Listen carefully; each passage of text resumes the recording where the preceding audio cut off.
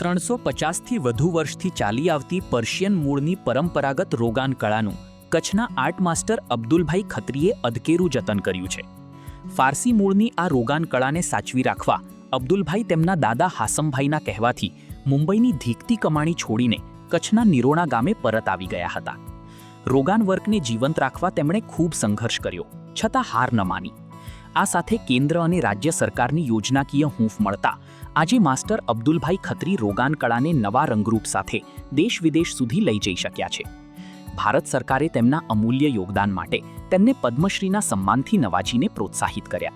Rogan art એટલે આર્ટનું નામ છે 1985 થી જ આપવામાં આવ્યું છે, પણ રોગન કામ એટલે અમારું વારસાગત આર્ટની પેઢીનું આ વારસાગત વ્યવસાય છે અને મારો દીકરો છે અત્યારે 9મી પેઢીનો કારીગર છે.